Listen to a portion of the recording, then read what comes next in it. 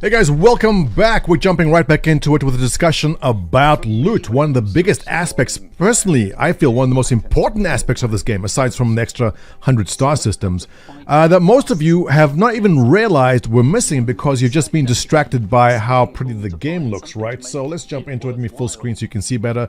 And an example right there. You're running the bunker mission, a weapon drops, you pick it up. It's not really a loot drop because it's just a standard weapon. But let's hear what the devs have to say, and we've got to expand about this a lot because there's so much to talk about on this topic itself. Have to go out and find. That's, I feel, one of the most important. Can we just pause and appreciate that gorgeous sunset? You see, Star Citizen does this to us on purpose. It's saying, forget about the stuff we haven't done. Look, a sunset, and you know what works. It is good. Gaming. Nice. I love it.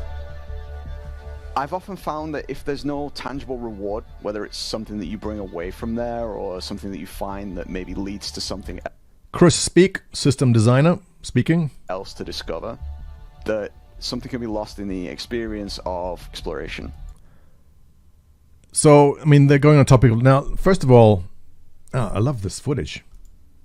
Look at this Reliant. Imagine you go into some I love the Reliant. dungeon you're excited to explore, and there's NPCs there just kind of standing around, but there's nothing to find. There's Jacob Taylor, Jr. gameplay programmer. Look at this guy. This is the face of a man that understands the importance of loot. You can just tell. crates, but they're empty. There's storage with nothing in it.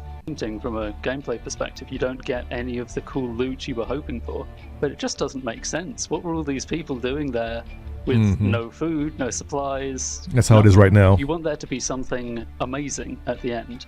Ominous Pico the Penguin sitting there on the right-hand side. Is that the loot? So we're working on this new system called loot generation. Loot generation is just their internal name for basically loot tables. We have built this system on the foundation of the harvestable system. Okay. Which is going to empower our designers to set up locations all across the verse to be filled with dynamically generated loot. So this is something which has been, let's pause the screen right here. There's a lot to look at. Actually, there isn't that much to look at, but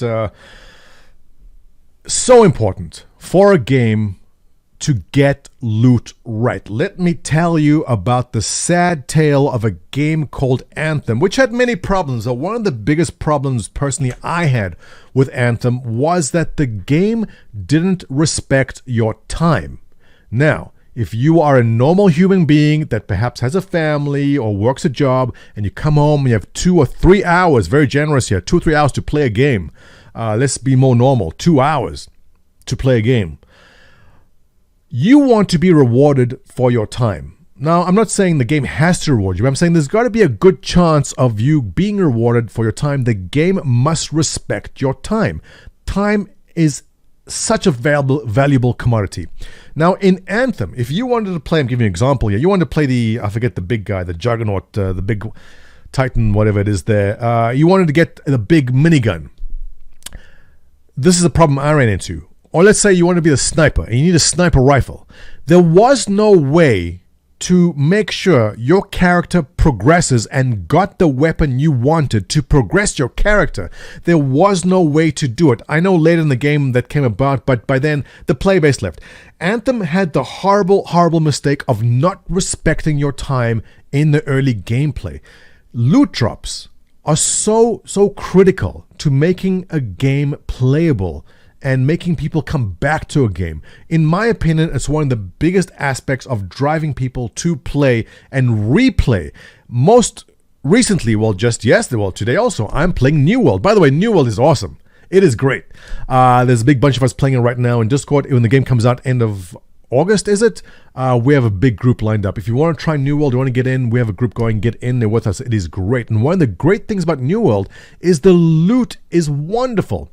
If it drops something you don't need, you go sell it in the marketplace. You can get money for it, or you can break it down and get important resources from. There's so much happening with the loot, so important, and I feel New World has done a wonderful job with the loot. And I have no doubt that the guys working on this understand loot also. So looking through the screen here, I don't see anything special mentioned here. RSI Deck Crew Light Armor, Russo Armor, Slaver Armor Light Helmet. I can see them, they're not going to give away too much in the screen, but what I see them doing is perhaps initially on low-level bunker missions, dropping a piece of rare armor. Nothing special about it other than it's rare and you can't buy it anywhere. So you run the bunker mission, you find the leg part of the armor. You run the mission again, you find the helmet. You run the mission again, you get the torso. You run the mission again, you get the left arm. Wouldn't it be awesome, once we have homesteads, to have maybe mannequins or someplace to display the armor you found along the way, to put up on display and go, I ground this mission. I was grinding for 10 hours and I finally found that very, very rare helmet, put on display. It's a wonderful sense of completion. It's a sense that you've done something. The game has rewarded you. That is a wonderful way to set up loot, and they can do it right away. They have the system in place. Noting on the bottom left there, this says Van Duel and Gion. Right now, this opens up, obviously loot can be anything, but what this does for us for gameplay and what's going to drive people, like me especially, to go run that damn bunker mission over and over and over, is if there's a possibility of a Gion shield generator that boosts your shield hardening or shield refresh by 20-30%, that fits into your arrow or your gladius. What a wonderful loot drop. And what this does also is create a sense of loss, of risk, because right now you go out and your gladius blows up. No matter, you can just get another one, it's done, no problem. Or you're running the mission and you were shot and you dropped your shotgun. Doesn't matter, you can go buy another shotgun. But what if the loot drop you find is a shotgun that gives you plus 20 damage or plus 30 damage or faster reload, anything which makes that weapon unique and hard to find? Will be an amazing driver to get you to keep on running the mission, try find that better shotgun, the better sniper rifle, the better shield generator. It's going to keep you engaged in the game. It will for me anyway. So in everything we have right now in Star Citizen and sprinkling loot on top, perfect.